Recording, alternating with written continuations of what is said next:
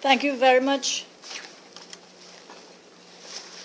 Thank you very much, Madam Chair. Indeed, I'm very pleased to have this opportunity to go first at trying to analyze what has been presented in 4 very remarkably impactful presentations and ones that we really appreciate.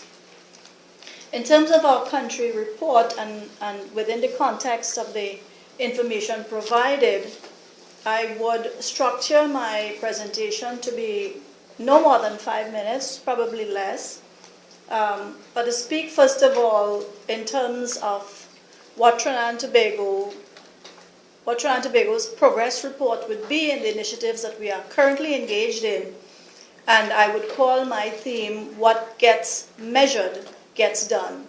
So in the first instance, I want to report on our gender-responsive budgeting initiatives, and that really speaks to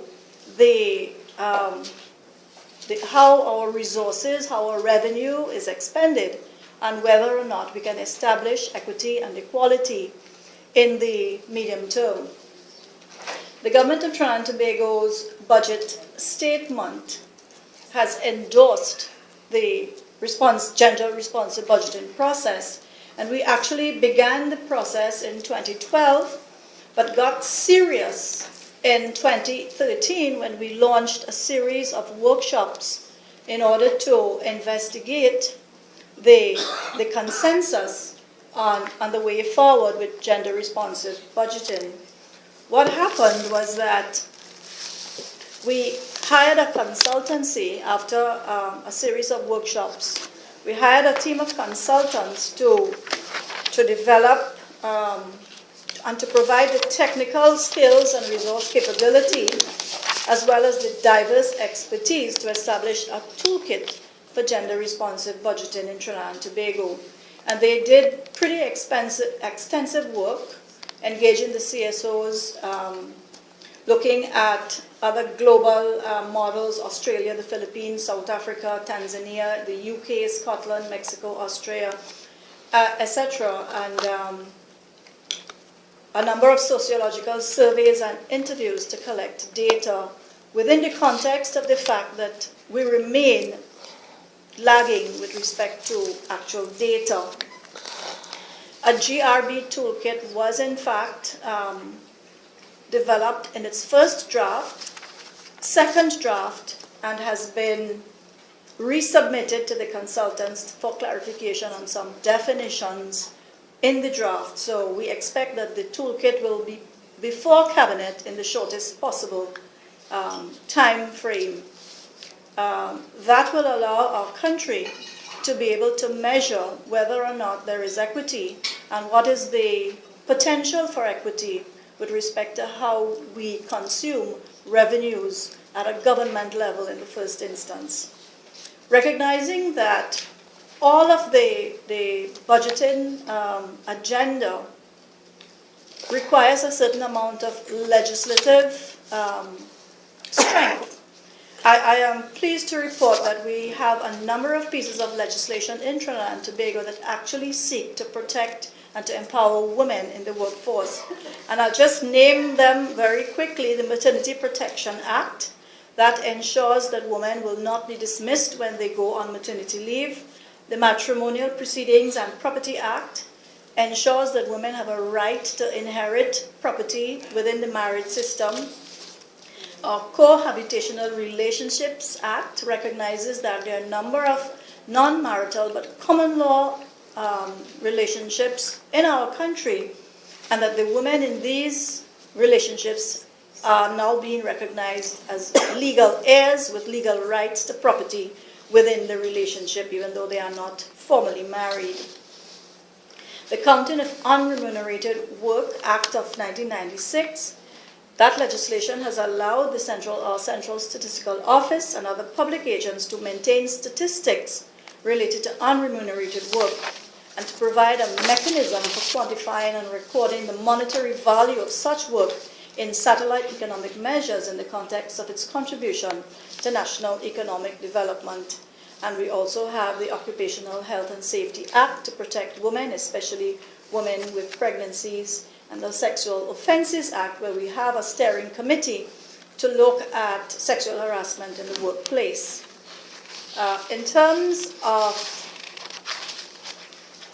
the value chain disconnect that exists, this year our ministry launched a business clinic, a roving business clinic for rural women. And the objective of this business clinic is to provide that high-value upgrade in 5 rural communities in the first instance. And training workshops were actually commenced in March, and 5 of them are to be completed within the month of March in order to bring our rural women up to scratch with business techniques, financing, accounting, because with respect to access to finances, a large issue was the lack of accounts. Most institutions want some kind of audited accounts, so our workshops are geared towards getting our businesswomen in the rural communities, because we have existing programs in the urban and suburban communities. This year we focused on rural communities with these business clinics, with an attempt to bring the education and training to our business community. In terms of the threats to the social downgrade when women actually rise in the work environment in the rural communities, we have incorporated in our roving business clinics for rural entrepreneurs an award segment where the ministry actually recognizes and promises to continue to recognize the achievement of women in business development in rural communities. In terms of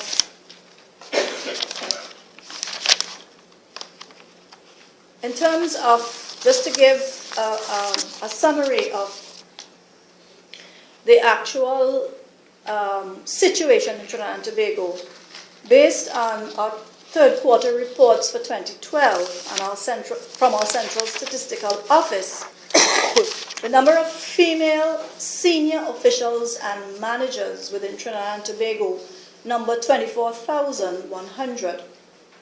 And the number of male senior female officials and managers within Trinidad and Tobago number 27,000. Did I say 24,100?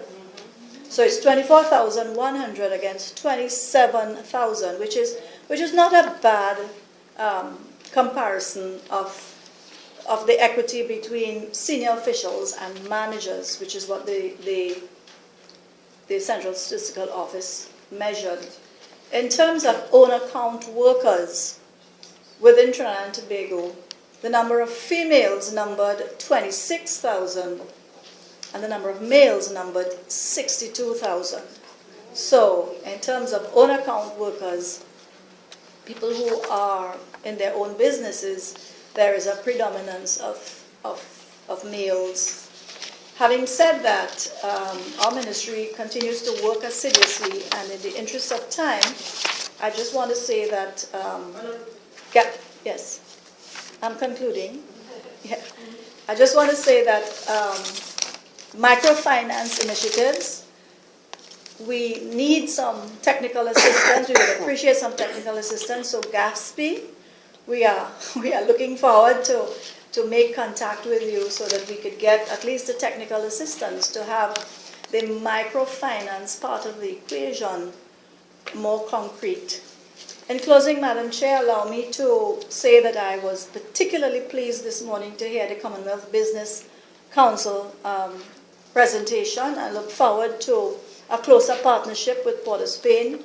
And also, finally, I wish to express my empathy with the government of Malaysia on the mystery surrounding Malaysian Airlines Flight 370. Thank you very much.